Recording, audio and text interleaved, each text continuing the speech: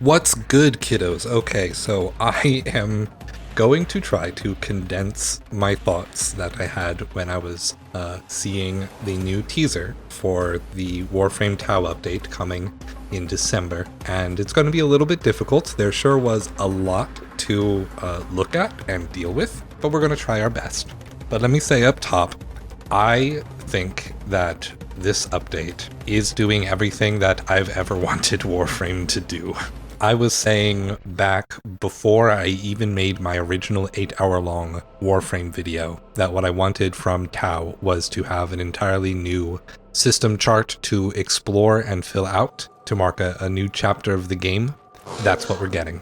It appears as though we are getting a setting that is far more dense and far more populated, with far more characters or people actually filling the areas that we are exploring.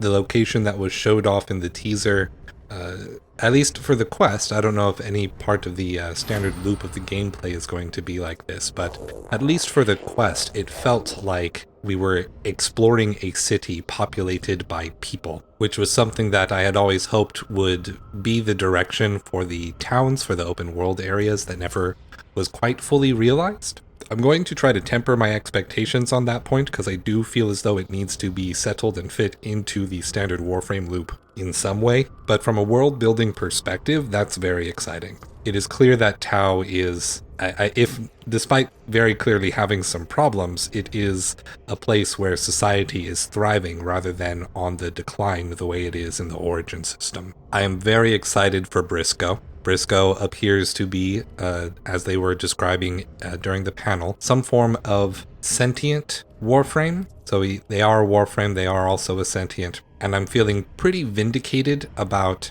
a few of my ideas about Warframe and sentient personhood, sapience, I guess you could say. My arguments about how Warframes are people with internal dialogues, sort of pushing back against the idea that they were bestial as just a parlor trick that was pulled by Ballas, appearances as a matter of the vain faith, but that they were always people the whole time.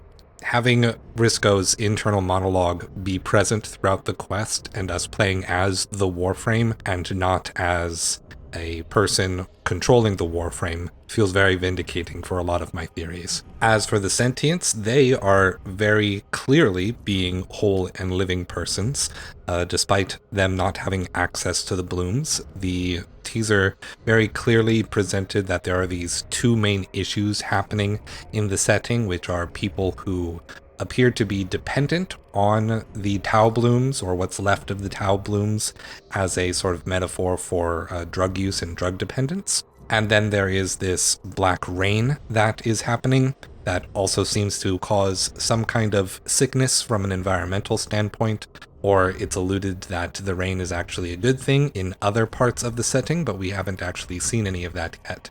But it is clear that even without the blooms, all of these sentients are more than just mindless drones. The blooms did not give them rationality and self-consciousness the way some people were saying after the old peace update. Alright, so beyond my own victory laps, though, at least my claimed victory laps, we'll see how it goes when the quest actually releases, I do want to touch on a few of the inspirations that I'm seeing and how exciting those are as a prospect.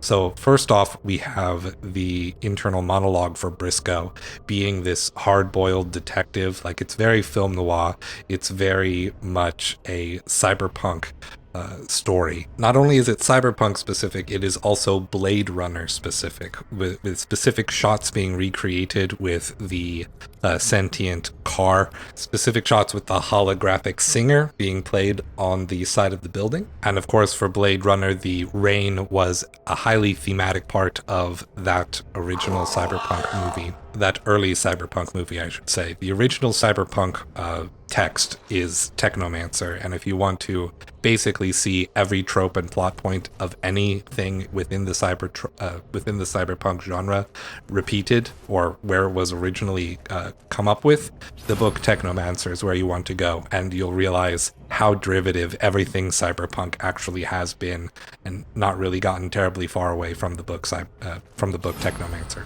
Of course, the Sentient's own specific aesthetic inspirations haven't gone anywhere. Everything is still very Geiger-esque. We can still see hallways that appear to be designed after the mouths and vertebrae of snakes and things like that. But what I also found interesting was that there was a dichotomy here represented, that the Sentients have recreated classism, unfortunately, because it's very clear that where Briscoe starts out the quest is a much poorer, lower class area for that part of sentient society. And then once he moves up to Hunra's casino, suddenly all of the black, all of the gravelly, stone-like infrastructure has been replaced with the bright red, shiny, metallic part of the sentient design aesthetic, and it's showing a clear classist divide between two different forms of sentient life, or two different levels of respect, levels of wealth, with sentient life being emphasized even more by the gambling, by the casino. And with the singer in the casino, I am pretty damn sure that that is a Twin Peaks reference. Typically, if you ever see a singer in a red dress in a scene, it's going to be taking some inspiration from Twin Peaks. And at some point during the panel, they even quoted David Lynch, encouraging people to go out and make things. So I feel as though that is very intentional, that the character herself is probably a send-up to David Lynch as an inspiration for this update. Let's see, what else before we get to the last little bit, the thing that I really want to harp on. What else can I talk about? Well, there are the vessels. The vessels are coming back. I'm very glad to see that those weren't a one and done, that those weren't a dropped plot point. I've already jumped into the TennoCon relay and chosen my vessel's colors. I'm very proud of them. And because I have a Fem Tenno and a Fem Drifter, that I'm going to go with the Fem vessel. That's just how it's going to be. It's how it was always going to be. And it will give my videos a little bit of variety between Whispers in the Wall and the new update. However, the vessels are incorporated. Very excited to get some cinematic or perhaps even just QTE kaiju fights, but hopefully it's something a little bit more involved. I've been playing Final Fantasy XVI recently, and the giant kaiju fights there sometimes have a good distribution between what is actively player controlled and what is a cinematic fight, as they call them. So I'd love to see something like that worked in with the vessels going forward. Okay, yes, but last but not least is finally catching up with Albrecht in Trati. And if you don't want any spoilers from even the teaser trailer, then this is the point at which you should duck out of the video, because I'm going to say the one thing that is already the biggest quote-unquote spoiler for the update. Ready? All right, did you leave the video? Everyone else who is here is cool with talking about it. This motherfucker has had the finger the whole goddamn time. That is fucked. Whatever he's trying to do, he has prolonged many problems and exacerbated others simply by holding on to that thing. I don't know what the story is going to do with that, but I was actually not, maybe this was not naive, I was actually not expecting the finger to be reintroduced to the plot. I thought them being split and becoming the reliquary drives and it being lost to the origin system was all about how the solution of returning the finger and coming to some kind of peaceable arrangement with the man in the wall was lost due to the Orokin turning the finger relics into technology and losing track of where the original was. The fact that Albrecht specifically has had the original the entire time and kept it as part of this plan. Oh, I'm so mad at this character. I've been saying in the comments for my last YouTube video that it's getting significantly harder for people like me who are in the camp that the Void War with Wally, the conclusion with the Man in the Wall, isn't going to be violent, that it's not going to be a we destroy him and now we win climax. But the sort of things that Wally has been doing over these past few updates, have been progressively more and more immoral, and it's getting real hard to stay in that camp, that this is a naive child who is trying to become like us and understand us but doesn't know how to do it, as Tagfer said. And the guy that we are supposed to be on the side of, the guy who's supposed to be on our side, is also fucking shit up in his own way. So I honestly can't tell you what side of the narrative are the people who are actually trying to help, and what side of the narrative are people that are playing us for fools. It seems like everyone is playing us for fools, other than the Lotus, who stopped doing that as of the new war, and all of the allies that we've made along the way with Sanctum Anatomica and the Hex and what have you. All I can say is that it's very exciting. I'm very excited to see what this new Warframe's abilities are. I'm kind of here or there on the Warframe in particular. The design is fun. I love the stance. I love the hard-boiled smoking.